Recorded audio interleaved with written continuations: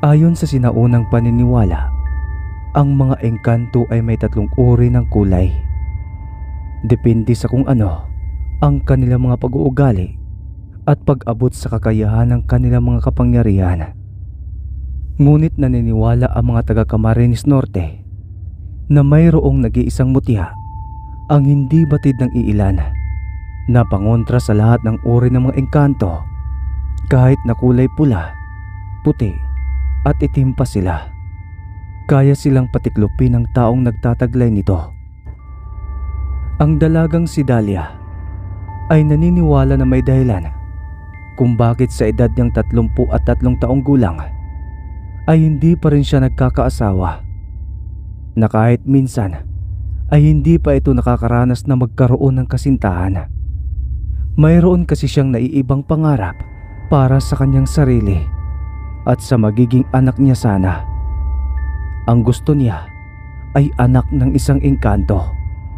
Kaya madalas ay nagsasampay siya ng panloob na damit sa labas ng kanilang bahay, dahil ayon sa kasabihan ng mga matatanda na kapag inabutan daw ng hamog sa labas ang kasuotang panloob ng babae ay mabubuntis daw ito ng engkanto.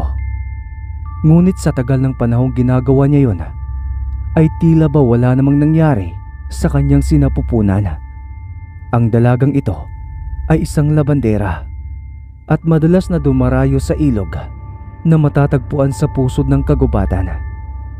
Mabango at malinis maglaba ang naturang dalaga. Kaya naman mas lalong dumarami ang mga taong gusto na magpalabas sa kanya. Kaya pagdating niya sa ilog ay laking gulat niya nang makita ang isang lalaking ubod ng kagwapuhan. Naglalaba din itong katulad niya. Pinagtawanan pa niya ang paraan nito ng pagkukusot ng damit, kaya natawa na rin ito at nagpaturo sa kanya kung paano maglaba. Nalaman niyang Rafael ang pangalan ng binata, pangalang pinapangarap niyang magiging pangalan din ng kanyang magiging anak. Araw-araw sila nagkukwentuhan sa ilog at halos hindi niya namamalayan ang paglipas ng mga araw na hinahanap-hanap na rin niya ang presensya ng binata. Madalas din siya nitong tinutulungan sa kanyang paglalaba at dinadalhan din siya ng mga pagkain, lalong-lalo na ng mga prutas. Halos hindi na rin niya ginugusto pang umuwi dahil palagi niyang hinahanap ang mga ngiti ng binata. Mukhang napapadalas ang pagpunta-punta mo sa gubat, Dahlia. Baka kung ano-ano na yan, ha? Wika ng ina ni Dahlia habang nagbabayo ng palay sa losong. Hindi po, inay.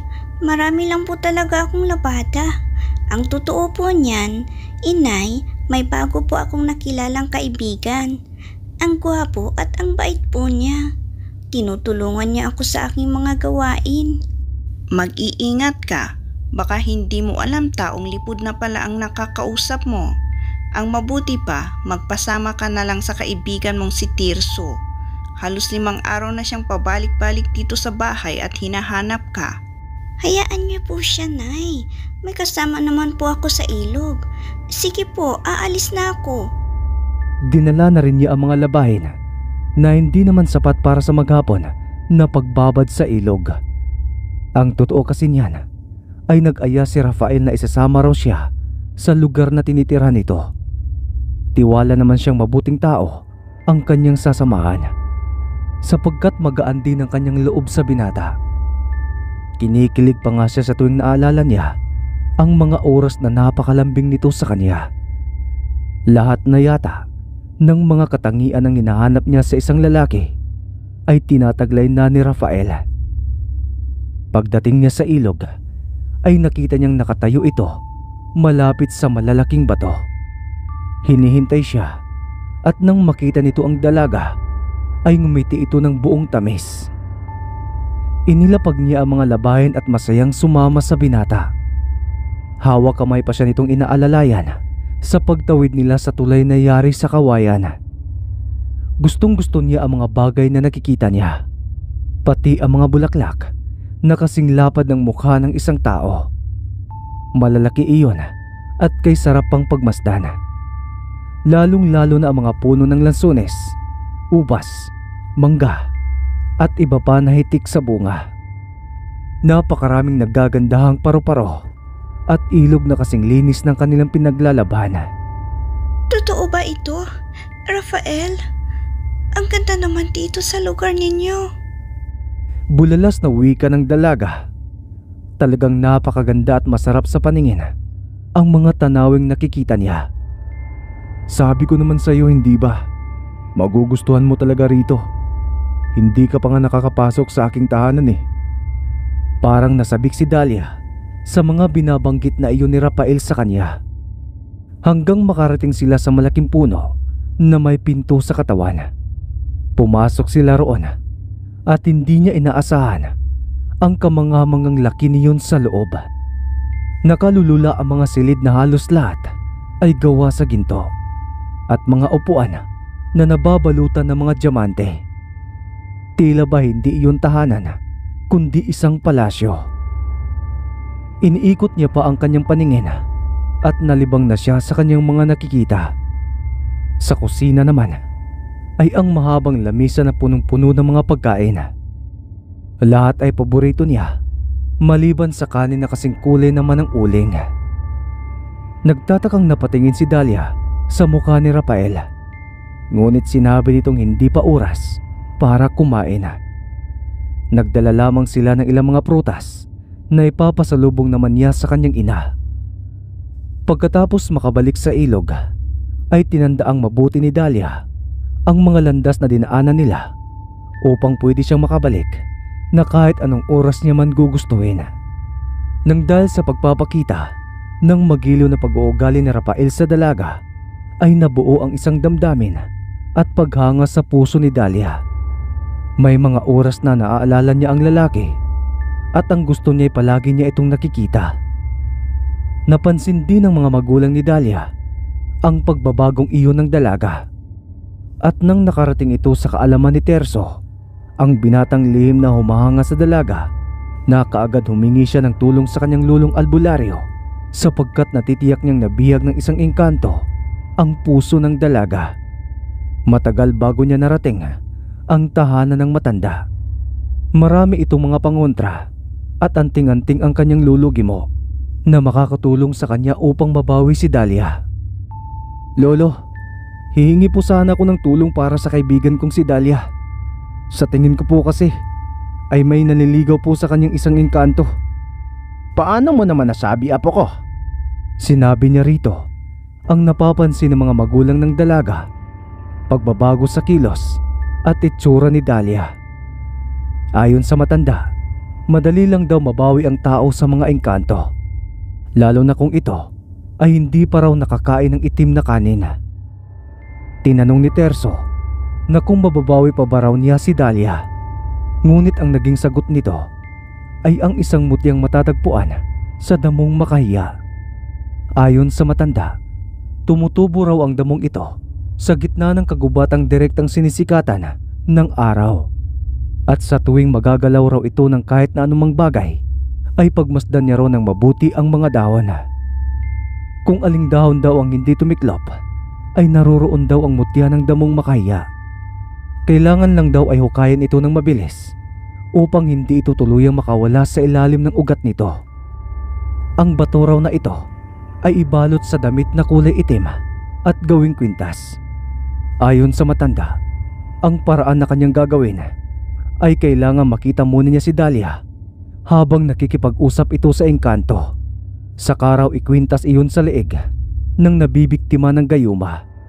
Ang lahat ng makikita ng taong may suot niyon ay magbabalik sa dati. Lalayuan at katatakutan din ng engkanto. Sa ganoong paraan daw ay mababawi ang kaluluwa ng mga nabibihag ng masamang elementong ito. Ngunit kapag naunahan daw siya ng engkanto at nakuha ang dalaga, magagawa raw nitong mapalitan ng katawan ng saging ang katawang lupa ng tao. Halos narating na lahat ni Terso ang kabundukan sa paghahanap ng mga dahong Makahiya, ngunit bigo pa rin siyang makahanap niyon. Nag-aalala na siya sa kaligtasan ng kanyang babaeng minamahal, kaya naman kahit gabi na ay sinikap niya pa rin makahanap ng mutyang sinasabi sa kanya ng matanda. Hanggang hindi sinasadyang sa kabilugan ng buwan ay nahagip ng kanyang paningin ang isang babaeng nakatulala lang habang naglalakad. Si Dahlia ang nakikita niyang iyon na tila wala sa sariling katinuan. Sinundan niya ito ng tingin at naglakad din hanggang sa ilog na dati nitong pinaglalabahan, at doon nakita niya nakakatakot na itsura ng isang nilalang. Nakakakilabot ang mahahaba nitong mga tenga, mabalahibo ang mahaba nitong mukha na parang isang kabayo. Mahaba rin ang dila nito na ipinupulupot sa katawan ng dalaga. Ang mga kuko naman nito na kasing haba ng sungay ng nilalang na nakikita niya. Kaya nagsipagtayuan ng mga balahibo niya sa katawan. Dahil sa kaba ay hindi niya nagawang makalapit upang ilayo si Dahlia sa nakakatakot na nilalang na yon. Kinakailangan niya pang pumuntang muli sa kanyang lolo upang isalaysay rito ang nilalang na nakita niya sa kagubatan kasama si Dahlia. Halos mahulog sa pagkakaupo ang kanyang lolo matapos niyang ikwento rito ang itsura ng nilalang. Hindi basta-bastang engkanto ang nakita mo, Terso. Nasa panganib si Dahlia. Paano ba ito umabot sa ganito? Ano pong ibig niyong sabihin, lolo? Sapagkat si Dahlia mismo ang tumawag sa pinakamalupit na engkanto na naninirahan dito sa ating lugar. Hindi siya isang hamak na nilalang lang, kung hindi isang malupit na hari ng halimaw. Ang nakakatakot na engkantong ito na nakalaban ko rin sa iyong lola noon. Biglang nanghina si Terso nang maalala ang kwentong iyon ng kanyang lola na naisama raw ng engkanto sa kaharian nila. Nahirapan daw umano ang kanyang lulugimo para lang mabawi ang asawa nito, at sa huli ay nabawi ang lola niya, ngunit bilang kapalit ang kanyang ama naman ang kinuha nito. Mangyayari din ito sa kanyang babaeng lihim na iniibig. Pumasok si Lolo Gimo sa kwarto nito at pagbalik ay dala na nito ang isang maliit na baol. Binuksan iyon sa kanyang harapan at kinuha ang isang kakaibang kwintas. Ayon dito, ito raw ay mutya ng damong makahiya. Mahirap daw talagang makahanap niyon, lalo pat hindi naman daw siya tunay na albularyo. Ipapagamit daw nito sa kanya ang kwintas basta ipangako raw niyang mababawi ang dalaga sa tiyak na kapahamakan. Kaya kinuha niya ang kwintas na yon at dinala iyon sa bahay ng dalaga. Nadatnan niyang nakahiga lamang ito at natutulog pa rin kahit masyado ng tirik ang araw. Kinausap niya mga magulang nito tungkol sa gabing nakita niya itong naglalakad ng nakatulala. Iyak ng iyak ang ina nito nang ipagtapat niyang nasa panganib ang anak. Hihintayin niya ang muling pagpunta ni Dahlia sa gubat upang makipagkita sa kasintahan nitong engkanto. Pasado 12:00 ng hating gabi, araw ng Biyernes, kumilos ang natutulog na dalaga upang bumangon. Gising ang ina nito na walang tigil sa kakaiyak habang pinagmamasdan ang nangyayari sa kanyang anak. Tahimik nila itong sinundan hanggang sa pusod ng gubat sa may ilog. Kasama ni Terso ang ina nitong binabalot na rin ng takot at nagkubli lamang sila sa mga puno upang tanawin ang dalaga habang naghihintay sa nakakatakot na nilalang. Ngunit ang tagal nilang naghintay sa pagdating ng katagpo ni Dahlia ay wala pa rin silang nakikitang kausap nito. Ganoon na lamang ang kanyang hilakbot nang sa paglingon niya sa kanyang likuran ay naroroon ng halimaw na engkanto. Kinakain nito ang katawan ng ina ni Dahlia at hindi siya agad nakakilos sa mga nasasaksihan. Lalo nang ibato sa kanya ang pugot na ulo ng matanda. Hindi siya makasigaw, lalo na nang sakalin siya ng nakakatakot na engkanto na ngayon niya lang napagmasdan sa malapitan. Nakakasuka ang mukha nito na may mabahong amoy ng malansang dugo ng isang tao. Dama naman niya ang pag-init ng mutya sa kanyang bulsa, ngunit hindi niya yun may sabit sa kalaban dahil kailangang si Dahlia ang makakapagsuot niyon. Kaya pinilit niyang makawala sa matigas na palad ng halimaw, ngunit inihagis naman siya nito sa masukal na mga damo. Bumagsak siya sa damo ng makahiya, kaya mas lalong nanakit ang kanyang katawan. Tatayo pa sana siya para lapitan si Dahlia, ngunit nahawakan siyang muli ng halimaw at inihagis muli sa mga puno. Humampas ang kanyang katawan sa mga sanga at bumagsak sa batuhan. kaya lumabas na ang dugo sa kanyang ilong. Ngunit kailangan niya makagawa ng paraan upang malinlang ang kaharap. Muli ay nahawakan na naman ito ang kanyang katawan at bumagsak na naman siya sa lupa na kung saan naroroon ang mga damong makahiya. Napasubsob siya roon at nagpanggap na wala na siyang malay. Doon ay nakita niya sa malapitan ang damo ng makahiyang hindi tumitiklop. Kahit na matinik ay pinilit niyang hukayin iyon nang halos isang dangkal ang lalim. Sinamantala niya ang pagkakataon habang isinasayaw ng engkanto ang katawan ni Dahlia. Wala pa rin kasi ito sa katinuan, kaya't gusto na niyang sukuan ng dalaga. Ano pa ang sasabihin niya rito kung pagdating ng araw na magising ito ay wala na ang kanyang nag-iisang ina? Pumatak naman ang kanyang luha nang maisip niyang mawawala na sa kanya si Dahlia. At nang makuha na niya ang mutya ng dahon na makahiya, ay kaagad naman niya itong ibinalot sa pulang tela. Isinaman naman niya iyon sa kwintas na ibinigay sa kanya ng kanyang lolo Gimo. Kahit na nahihirapan na siya, ay nagawa niyang tumayo upang maisabit ang kwintas na iyon sa liig ng dalaga. Ito rin ay nagulat sa pagsulpot niya sa harapan nito. Dala niya ang kwintas ng kanyang lolo Gimo at naisabit niya iyon sa liig ng dalaga. Kaya naman galit na galit ang halimaw matapos ng biglang pagbalik sa dati ng katinuan ni Dahlia. Nagsisigaw ito sa labis na takot nang makita ang halimaw na engkanto sa kanyang harapan. Ganoon din ang pagkabigla nito nang makita ang gumulong na ulo ng kanyang ina. Rafael, bakit mo pinatay ang aking ina? Natigilan naman si Terso nang mabanggit ng dalagang pamilyar na pangalan ng kanyang ama. Rafael din kasi ang pangalan ng kanyang ama na kinuha ng mga engkanto at napalitan ng katawan ng saging. Napahagulgol ng iyak si Dahlia nang makita ang tunay na itsura ni Rafael. Ngunit huli na para kay Terso ang pagbawi niya sa dalaga dahil sa buntis na ito sa engkanto. Natupad na nga ang pangarap nito at hindi naman siya halos makapaniwala na sobrang nakakatakot ang tunay na itsura ng mga elementong naninirahan sa kagubatan.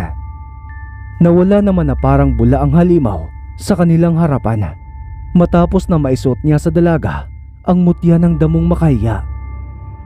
Matapos ang pangyayaring iyon, lumayo sila sa lugar na iyon at nanirahan bilang mag-asawa at hanggang ngayon ay suot-suot pa rin ni Dahlia ang mutya ng makahiya.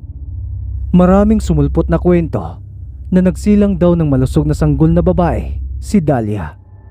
Tao man ang itsura ng bata ay malalaman pa rin na anak ito ng isang engkanto dahil walang guhit ang ibaba ng ilong nito papunta sa labi.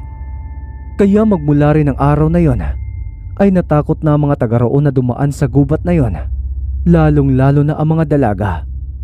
Natatakot din silang magsampay ng damit panloob sa labas, lalong lalo na kung ito ay maabutan ng pagsapit ng dilim.